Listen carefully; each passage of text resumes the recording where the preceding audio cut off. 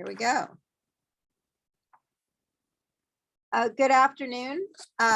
Welcome to an overview of the Fair Labor Standards and Family and Medical Leave Act laws. This is presented by the Louisiana Workforce Collective, which is a partnership between the Workplace Justice Project at Loyola College of Law Clinic, A Better Balance, the EEOC, the Louisiana Human Rights Commission, and the U.S. Department of Labor Wage and Hour Division. Today's webinar will provide an overview of these key federal laws that protect workers' rights. And the intent is to give you a basic introduction to the laws and how they work as a precursor or preview for additional webinars that will take a more detailed approach to these laws, their application, both for employers and for workers. The recording, the slides, and any reference materials will be available and will be distributed in the next few days after the webinar. Today's presenters, Stuart Smith is the Community Outreach and Resource Planning Specialist for the New Orleans District Office of the United States Department of Labor Wage and Hour Division. Erika Zucker is the Policy Advocate at the Workplace Justice Project at the Loyola College of Law Clinic in New Orleans. And Kameron Dawson is a staff attorney in the Nashville office of A Better Balance.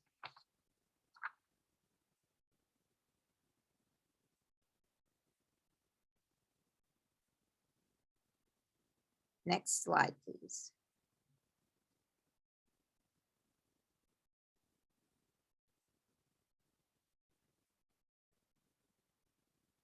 Stuart? Hi, thank you, Erika. Again, I'm Stuart Smith, Wage and Hour Division, District Office, Community Outreach Resource Planning Specialist. Here to just give a brief overview of the Fair Labor Standards Act, which has a lot to it. So we plan on breaking more webinars down in the future. So we'll just do a general overview here and get specific after that. Any questions of a detailed nature we'd have to look at individually. So the Fair Labor Standards Act is this particular act that we enforce. If you could advance the slide, please. It was enacted in 1938. It does cover minimum wage, overtime, record keeping, youth employment. The five major areas that we'll touch on here are coverage. Coverage for the Wage and Hour Division is what gives us enforcement of the provisions of the Act. Without coverage being in place, we can't enforce the provisions of the Act. And we have a couple of slides that go into coverage in a little bit. There is a federal minimum wage of $7.25 an hour currently. Overtime is required on hours worked at time and a half, the regular rate of pay for hours over 40 in a work week. We will cover some youth employment scenarios and also go over record keeping. These are the things we would look at if we had complaints or if we were looking at particular industries. Next slide, please. So in order for the FLSA to apply, there must be an employment relationship between the employer and the employee. That's what we deal with. We don't have any authority over two competing businesses who work together and didn't pay each other. We deal only with the hierarchy of employer-employee relationship. And in fact sheet number 13, it lists the 7 economic realities tests, which we go through to determine whether someone is in fact an employee versus whether someone is a business or an independent contractor. Next slide, please. The coverage that we have under the Fair Labor Standards Act covers the bulk of workers across the USA. I believe the current population is around 330 million or so. So 135 million workers in more than 7 million workplaces are protected or covered by the Fair Labor Standards Act under the provisions of that act. And of course, we are the enforcing agency for the FLSA. Next slide, please. The coverage types that we mentioned before are two. One is enterprise coverage. That's something we look at for the business as a whole. In order for us to determine if the Fair Labor Standards Act applies to the business as a whole, we look to see, is it one, open? Two, does it have two or more employees engaged in interstate commerce? And three, is it doing over $500,000 a year in total amount of business? That's not net, that's not profit, that's total business. That's in place for a large portion of the businesses in the US, but not all. If someone were to work for a smaller business that had an annual dollar volume amount of business of say 200,000, we may still be able to protect and enforce the provisions of the FLSA for individual employees if they're involved in activities routinely and regularly that cross state lines. It could be something as simple as a clerical person who regularly and routinely makes phone calls, sends emails, faxes, UPSs, FedEx, regular mail across state lines. It could be someone who works in the kitchen as a cook who normally isn't doing anything cook-wise that crosses state lines, but that particular individual is responsible for ordering all the goods and products that they use in the kitchen, and they're ordered from across state lines. That would be individual coverage for that person. Next slide, please. Currently, the federal minimum wage is $7.25 per hour in a work week, free and clear. Some states do have higher minimum wages, depending on what their legislatures have passed. We, in a non-overtime work week as a federal agency, can only enforce $7.25 an hour if no overtime was worked. If a state does have a higher minimum wage that applies only in that state, if the employee worked overtime in that work week, then we could in fact enforce that higher minimum wage and then time and a half on that. Next slide, please. Something that comes up in typically restaurants is the tip credit.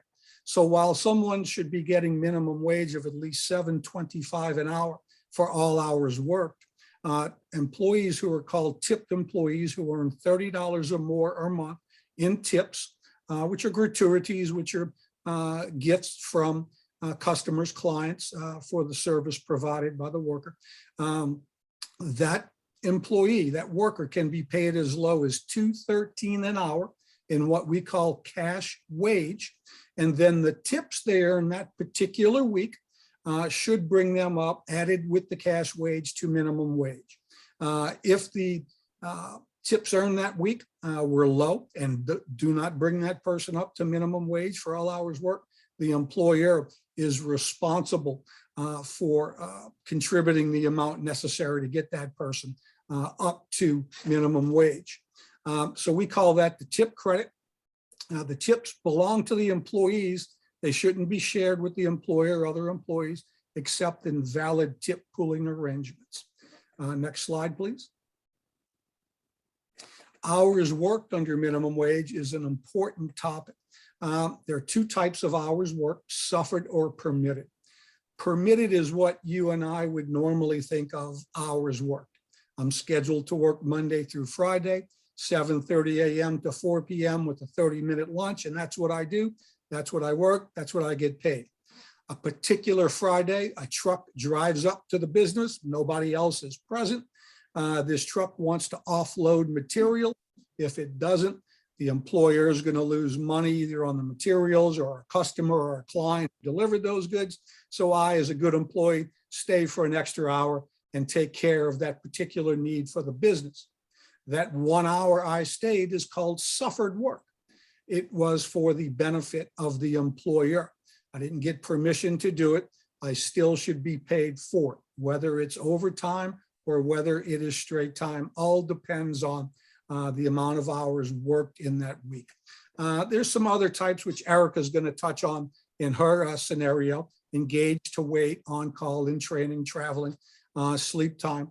But we also have some good fact sheets that go over these in very specific detail. Next slide, please. For overtime, again, we look at the 7-day work week. There's 52 weeks in a year. Whether you're paid weekly, bi-weekly, 2 times a month, which is termed semi-monthly, monthly, whether you're paid by the piece, by the mile, by the load, salary, commission, all of that's irrelevant. We look at the 7-day work week to find out, does that employer track your hours on, say, Monday through Sunday, which would be the easiest, or maybe they use a Saturday through Friday or a Thursday through a Wednesday. Whatever you work in that established 7-day work week, which comes out to 168 hours total, is where we look for overtime.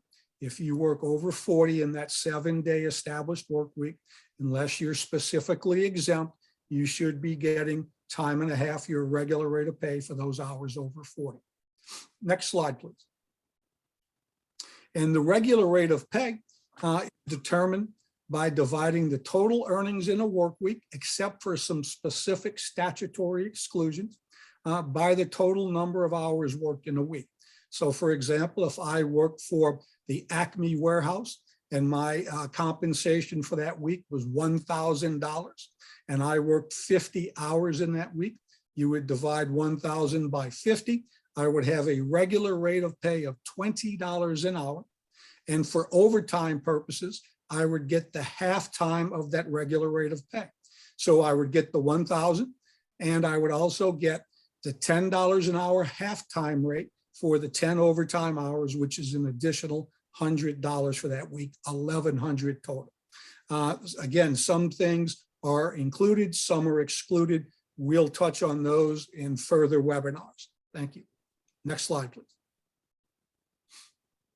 Something that comes up often and oftentimes innocently on both the employer and the employee's part is that someone is told that you're on a salary or you're in a particular position, so automatically you are exempt, and that is incorrect. There are some very specific things that go into making someone an exempt employee not eligible for overtime pay. So we'll see it a lot for nursing assistants, LPNs, licensed practical nurses, paralegals, legal assistants, engineering techs, a lot of the clerical staff, and again, a lot of cooks who are paid on flat salaries for the week are oftentimes considered exempt because they're getting flat salaries. And again, that is not the criteria to determine whether someone's exempt or not. A salary in and of itself is simply a method of payment. There's more that has to be looked at beyond that. Next slide, please. Some common overtime violations. The regular rate of pay. We see this a lot in hospital situations where shift differentials are going on because employees are working around the clock. The employer fails to include production bonuses, fails to include shift differentials, or doesn't use piece rates in determining the regular rate of pay on which overtime should be paid. So just a quick basic example is I could be an LPN making $10 an hour normally. I work some shifts that particular week that are different than my normal shift. They have with them a shift differential. That shift differential should be factored in to my regular rate of pay in order to compute the proper overtime rate for me. Another common situation that results in not being, and employees not being paid overtime is they might work at 2 locations for an employer within the same week. They work at warehouse number 1 for 40 hours. They work at warehouse number 2 for 10 hours. They've worked a total of 50. The employer cuts them 2 checks, one for 40 straight and one for 10 straight. No overtime. That's incorrect. If it's part of the same enterprise, you would combine those hours and do 40 straight and 10 overtime. Some employees have different rates. I might work 40 hours in the office during the week, but to bring in some extra money, I also come to the business for 4 hours on Saturday and Sunday, 8 hours over the weekend to do janitorial work. I might have different rates. You need to use a weighted average of those rates to combine to come up with my regular rate to compute my overtime. And oftentimes in restaurants, employers for tipped employees fail to calculate the correct cash overtime payment they'll use the cash wage, the $2.13 an hour, or whatever they're paying that person below $7.25, instead of doing $10.88, which is minimum wage times 1.5, and then subtracting the tip credit taken, which would be on a $2.13 employee, that employee would be due $5.76 per hour for each overtime hour worked. Next slide, please. Again, the white collar exemptions, which goes back to the slide we looked at a couple ago on technicians, engineering techs, paralegals. They oftentimes, because they're doing white collar work, and oftentimes are being paid a flat salary for the week, or told you're exempt. You're not doing any overtime. You're doing office work and you're on a salary. And again, salary in and of itself, simply a method of payment. There's more that has to be looked at. Deductions that occur cause problems on a regular basis. In an overtime work week, unless the employer and the employee have an agreement in place prior to the work starting for the specific type of deduction to be made, then no deduction can be made that affects their overtime. So as an example, I might drive a truck for a business. We have an agreement that says if I damage that vehicle driving it, then they're going to make deductions from my pay.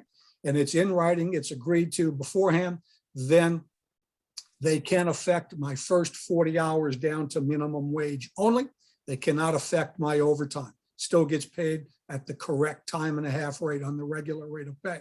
If there's no agreement, or if the agreement's for a different type of deduction, you can't affect my pay if I damage your vehicle or cause you to lose a client for poor performance, etc. Another thing that's very prevalent, not only in the USA, but actually worldwide, is a misclassification of an actual W-2 employee as a 1099 independent contractor. These employees will typically, or these workers will typically be paid straight time for all of their hours worked. Again, we look to fact sheet number 13, which gives the 7 economic realities test to determine whether someone's an independent contractor or a W-2 employee. Hours worked not being counted oftentimes results in overtime not being paid.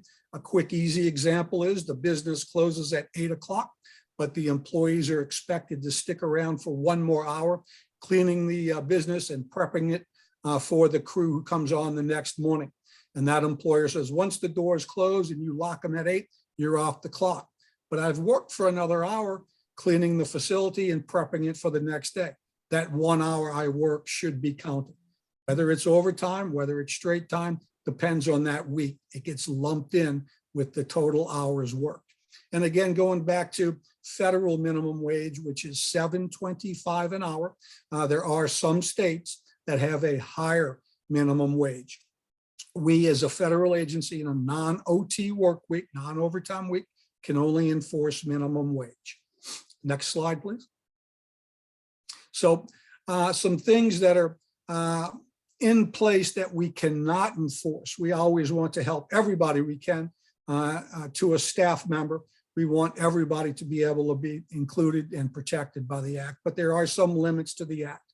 We have no authority over whether you get a vacation, holiday, severance, or sick pay, whether you get a meal or rest period, holidays off, vacations.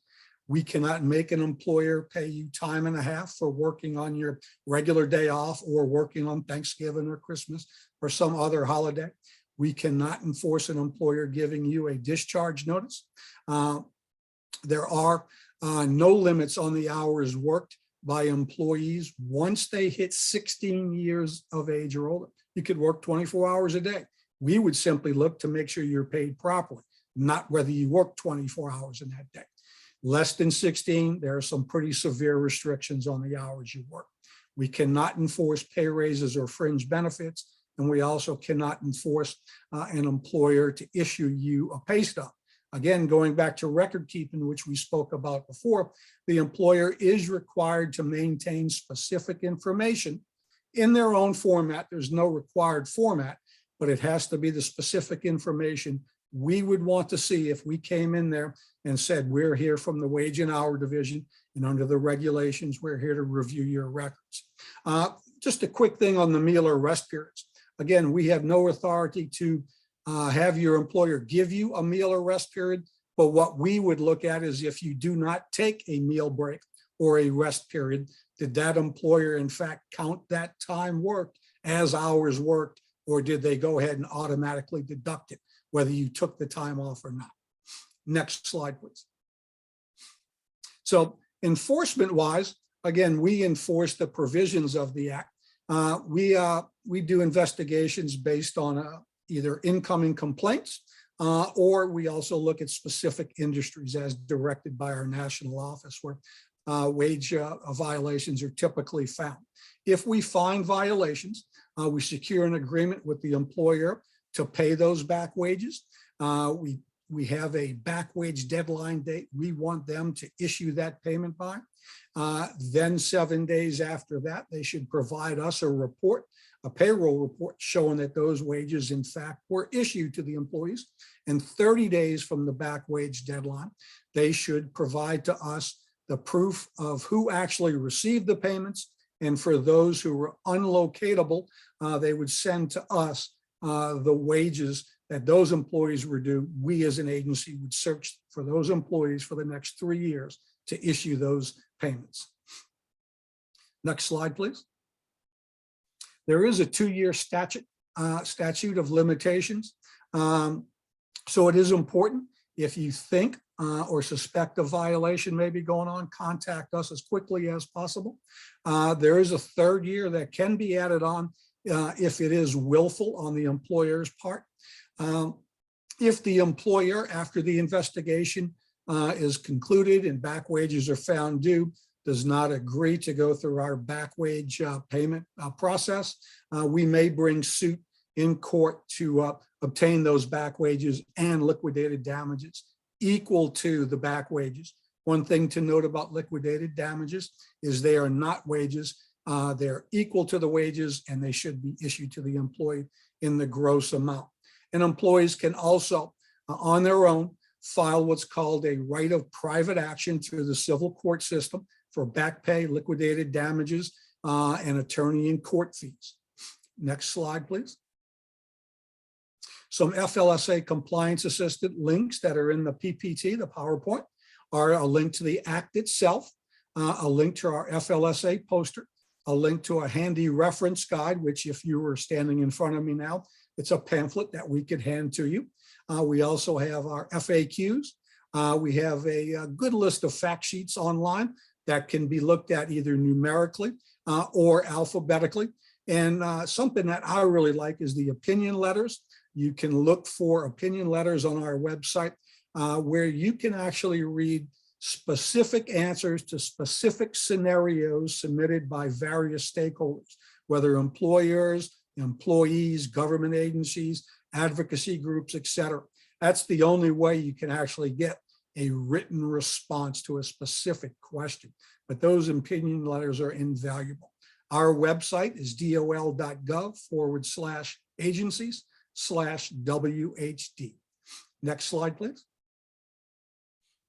And you can reach our office nationally at 1-866-4-US-WAGE.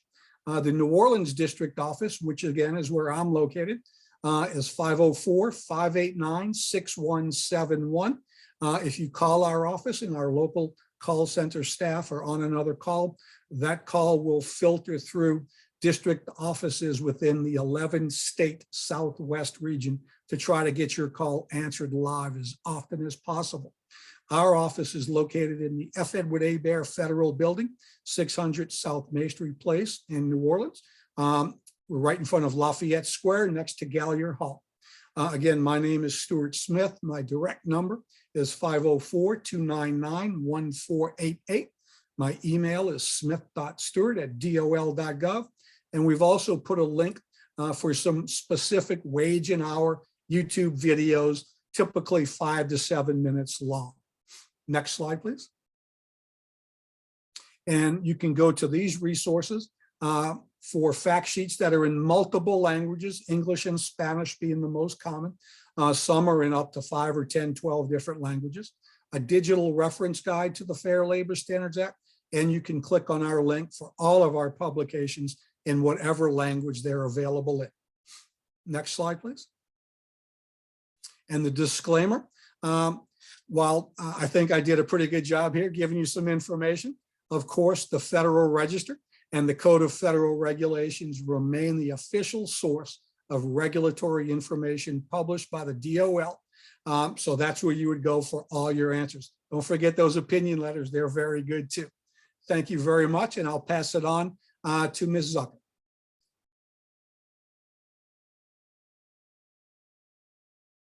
Thank you, Stuart. That was a really great presentation, great overview. As you can all hear from Stuart's presentation, there's a lot going on in the Fair Labor Standards Act. It's a very complex piece of legislation, and we're glad to have that overview. My name is Erika Zucker. I am the policy advocate at the Workplace Justice Project in New Orleans. We are part of the Loyola College of Law Clinic. We educate third-year law students in how to litigate wage claims and other employment claims. And we do this in collaboration sometimes with our friends at the Wage and Hour Division. The Workplace Justice Project works on behalf of workers who earn low wages. We can only represent people whose household income is no more than 200% of the federal poverty level.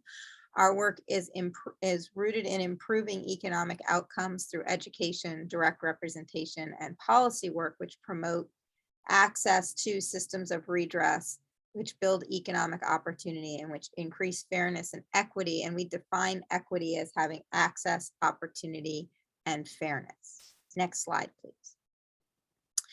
Stuart gave a great overview of the Fair Labor Standards Act, but the Fair Labor Standards Act functions as an administrative law as enforced by the Wage and Hour Division and the Department of Labor, but it also provides for a private right of action. What that means is, as Stuart explained, it covers payment of minimum wage, overtime, proper classification as an employee, among many other things.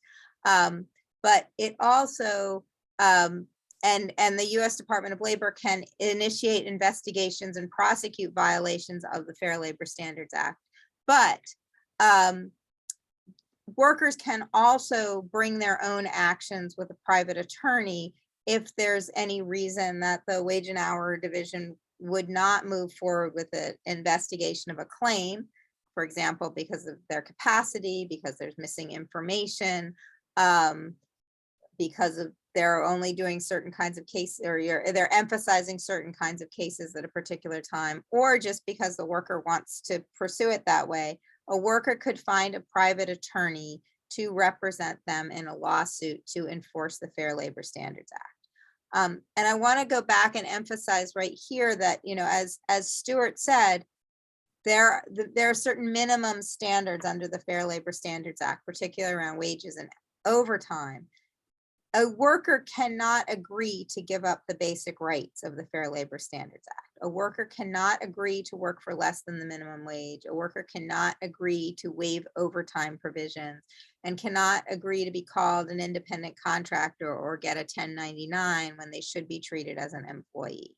If you are an employee and you are subject to the Fair Labor Standards Act, all of those minimum protections that Stuart just talked about do apply to you. Next slide, please.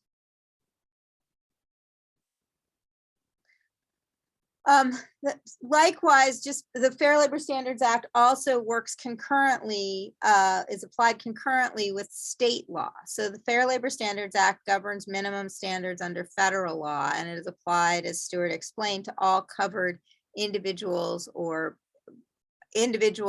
business coverage, whichever applies to those workers.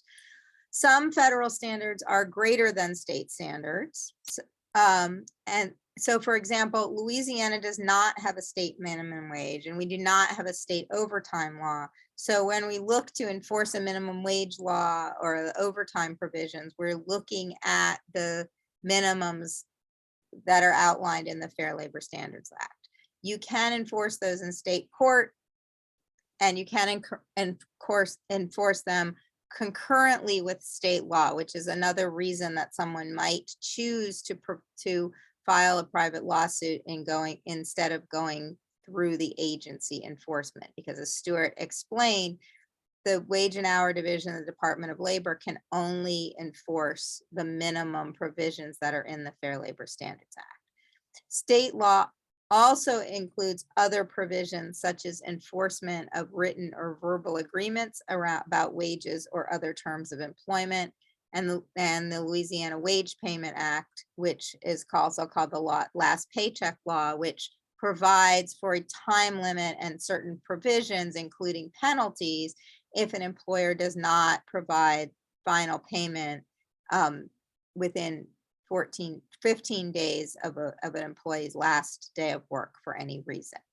And when we talk about enforcement of written and or verbal agreements, what Stuart talked about is that the Wage and Hour Division of the Department of Labor is limited to only enforcing the $7.25 and calculating overtime on that basis. However, if you went to work for someone and they said they were going to pay you $10 an hour, and then they only paid you $8 an hour, you could, if you have the evidence to establish that was supposed to be your rate of pay, you could go after that full amount of payment under state law. Next slide, please. Again, recovering unpaid wages, as Stuart explained, the Fair Labor Standards Act covers minimum wages and overtime. If you're a tipped worker, your employer is responsible for making sure that you make at least $7.25 per hour, even if that includes tips. And that is, again, on the employer. It's not up to you to make sure you're getting $7.25. They're supposed to do it. The Louisiana Wage Payment Act, as I mentioned, is also sometimes called the Last Paycheck Law. When you leave a job for any reason, because the job ended, because you left to take another job, because you were fired for any reason at all, your employer must pay you everything that you're owed within 15 days of your last day of work. You have a right to request that payment if it's not forthcoming timely, and you may be entitled to penalty wages of up to 90 days at your regular rate of pay if the employer does not pay you.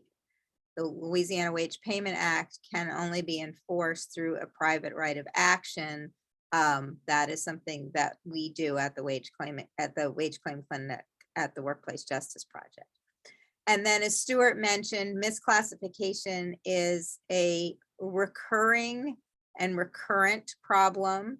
If your employer says you are an independent contractor, but you are really an employee, you may be able to sue to recover unpaid overtime and minimum wages. And if you should be properly classified as an employee, then you are entitled to all the rights under the Fair Labor Standards Act. Next slide, please. So from a workers' rights perspective, what we always advise workers to do as we're counseling them, even when we're representing them, is to know your rights. Know who your employer is, who is responsible for paying you, who is your supervisor, and who's directing your work. Stuart mentioned the sufferer permit to work standard under the Fair Labor Standards Act. There are many times when someone is working for one entity but is being told to do work by another entity, which may be something as informal as a suffering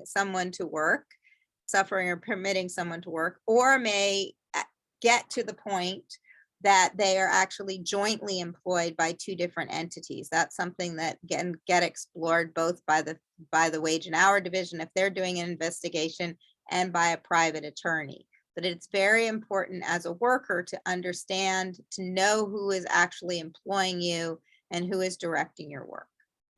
You should also know your rate of pay and how and when you will be paid. You can, are you going to be paid $8 an hour? Are you going to be paid $10 an hour? That's important to make sure that you're actually getting paid all of the money that you were expecting and that your employer said they would pay you. It's also very important in calculating whether if you've worked overtime, what that rate should be paid at. If your employer told you that they were going to pay you $10 an hour, and then in fact paid you $10 an hour, but you had to work overtime more than 40 hours in a week, those overtime hours should be paid at 1.5 times that regular rate of pay, or $10 an hour, or which would be $15 an hour, rather than that $10. And so understanding what your rate of pay is very important to figuring out if you're actually being paid properly. You should also know how and when you will be paid. Are you going to be paid in cash, or are you going to be paid by check, or are you going to be paid by direct deposit? And how often? Are you getting paid daily? Are you getting paid weekly? Are you getting paid every 2 weeks? These are important things to know so that you know when to expect your check and know if your employer is actually late in the payment. And then finally, it is always a good idea for workers to keep track of your hours. The Wage and Hour Division actually has an app available. I know it's available on the iTunes or at the Apple App Store. I don't know if it's also available for Android. And they also make these little booklets where you can write down your hours. But any way that you do it, if you do it on your phone, in your notes application, if you do it, unless your employer has you clocking in and out, and even if your employer does have you clocking in and out, it's a very good idea to double check your work by keeping track of your own hours so that you know whether you are being paid properly. All of this information is very important in case there's a dispute about your work or your wages. Next slide, please. So this is a disclaimer. As I said, this is just an overview of the law. It's not legal advice. And any similarities between any examples that I provided, any legal claims or cases or their outcomes, are purely coincidental. If you believe you have a legal claim, or even if you just have a question about a legal claim, you may reach out to the Workplace Justice Project and our Wage Claim Clinic at any time. We have a website, wjpnola.org. There's a contact us button and there's a Google form. You can fill it out and someone will get back to you, or you can leave a message at any time on our intake line. It's a message line. That number is 504-861-5571. If you leave a message there, someone will get back to you to answer your questions and talk to you about any legal claims you might have. Thank you very much. I'm going to turn it over to Kameron.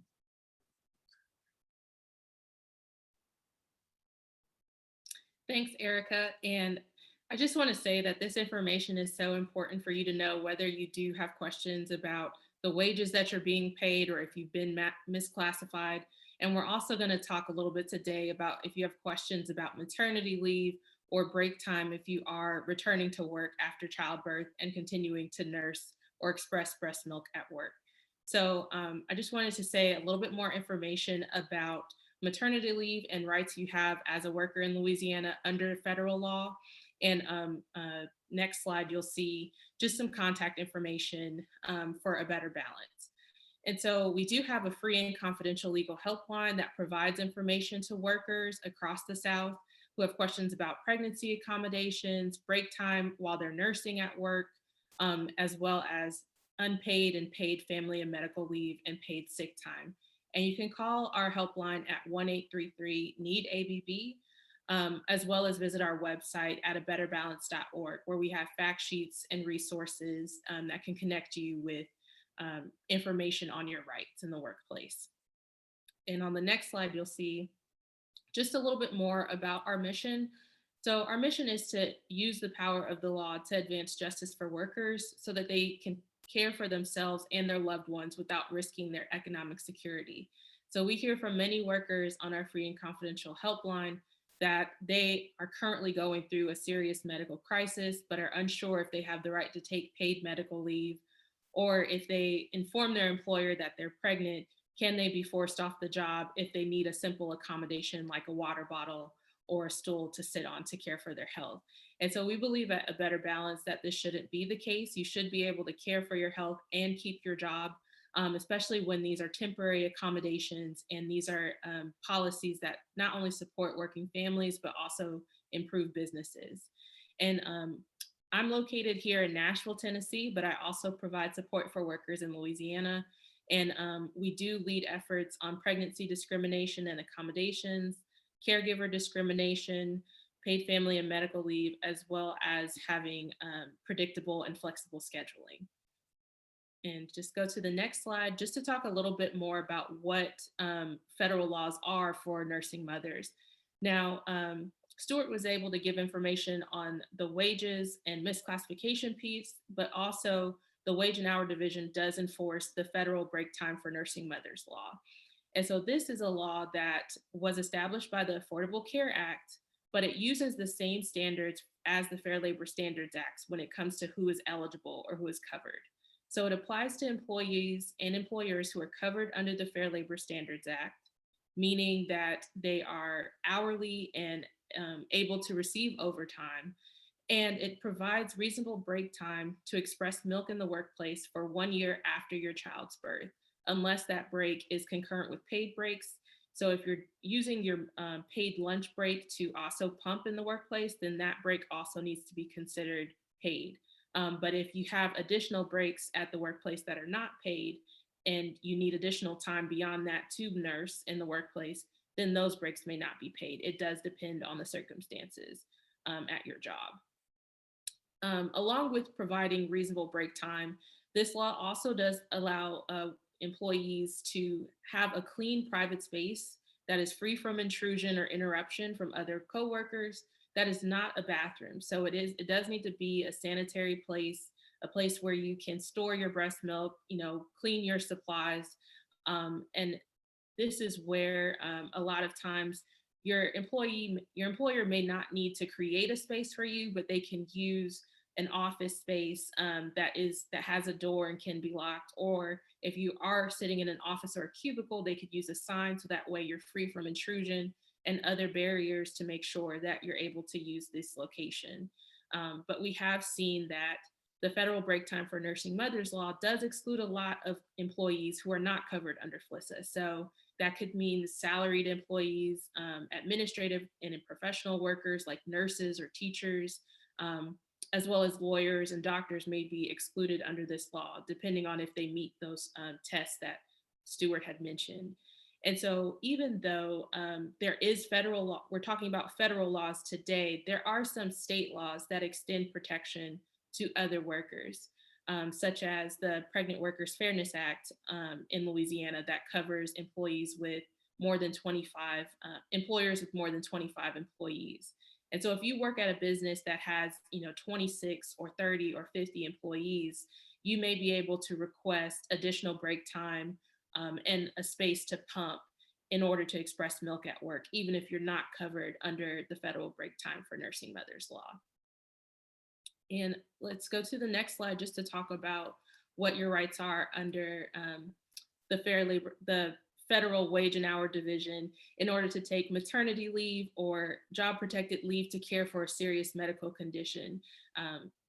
So under the Wage and Hour Division, they also look at the Family and Medical Leave Act. And so this is a common law that many folks know when they are taking a leave of absence or they are currently pregnant and looking to take maternity leave, as well as undergoing frequent cancer treatments or serious medical conditions that require some hospitalization or some forms of treatment. And so I want to just provide an overview of what those eligibility requirements are, because they do look a little bit different from the federal break time for nursing mothers law and some of the overtime and hourly requirements. So the FMLA does provide eligible employees with 12 weeks of unpaid job protected leave. And this leave can be used on a reduced schedule, which means if you have appointments or therapy sessions twice a week for a few weeks each month, you can use FMLA if you're eligible in order to have that time protected. So you can return to your same position or your similar position after you take that leave. You can also use FMLA time continuously. So you use all 12 weeks at once in order to care for yourself, a family member who has a serious medical condition such as COVID, or like I said, cancer treatments, or if they're pregnant. But it's important to remember that a family member is defined as your child, your spouse, or a parent. So there are some members of your family who are not covered under FMLA that you may not be able to use this particular law for, but you might be able to see if your employer has its own leave policy that extends protections to care for your loved ones as well. Now, after listening to some workers on our helpline, we have heard that some workers are able to use, if their company has a PTO policy or a vacation leave policy, they can use that time along with the FMLA to get income so that that remaining 12 weeks is not entirely unpaid. You may also see if your employer provides a short-term disability insurance plan for you to enroll in, so that way you can receive some of your income while you're on that leave. Some disability insurance programs have about 60 to 80% wage recovery. It really does depend on your employer's policies there. But I just think it is important to know that you are guaranteed your coverage of health insurance while you're taking FMLA, and you're guaranteed your job back. So your employer cannot discriminate against you for needing this leave or requesting this leave. And they do need to return you to the same or similar position unless there are circumstances that relate to their job, like a mass layoff, or if there are some special circumstances if you're in the top 10% of your company. But we at A Better Balance, at the Wage and Hour Division, can definitely take questions you have, or if you're just concerned about what is offered at your job. And you can also contact the Workplace Justice Project, and they'll also make sure you're connected to the right resources. And on the next slide, you'll see just what those eligibility requirements are. And it is often a barrier, but there are many employees who are covered under the FMLA. So you have to meet 3 requirements. If you've worked at the job for at least 12 months prior to needing the leave, and you work at least 1,250 hours during the 12 months before needing the leave. And that usually includes full-time workers and even some part-time workers, depending on your schedule. But if you meet those 2 requirements and also work for a job with 50 or more employees, that's within a 75-mile radius, then you are covered under this federal law. And so this law also provides protections against retaliation and interference. And your employer also needs to notify you of your allotment of leave. So if you've used leave before for a prior treatment, you can ask HR or your manager or your employer how much time you have left, and they are required to notify you of your time. And you may have, additional rights under your employer's policies, but there are also state laws in Louisiana that provide the right to maternity leave. So if you have a normal pregnancy or have needs related to childbirth, you may take up to 6 weeks of maternity leave. And that is, again, if you're working for an employer that has more than 25 employees. So outside of the FMLA eligibility, if you don't meet those requirements, you can also see if you're covered under Louisiana state law for maternity leave. So it's 6 weeks for a normal pregnancy, but also if you find that you're having complications, a high-risk condition, or if you have pregnancy-related conditions that define as a disability, under the law, you may have up to 4 months of maternity leave. So especially if you are requiring bed rest or have preeclampsia or postpartum complications, you may be entitled to up to 4 months of leave, even if you're not yet eligible for the FMLA. And I just wanted to share, some additional resources on the next slide for folks. This is a lot of information. We are going to share, our fact sheets from each of our organizations after this recording so that you can check in. And if you would like to call A Better Balance, if you have questions or concerns about your rights to paid medical leave or unpaid leave, if you are working in an employer situation where you're afraid or concerned that your employer is denying pregnancy accommodations, you can call us again at 1-833-NEED-ABB. And our calls are free for folks and also confidential. So we don't talk with employers or share them with your coworkers. But again, if you have questions, feel free to contact us, and I'll turn it back to Erika. Thanks, Kameron. And thanks to Stuart for all these presentations.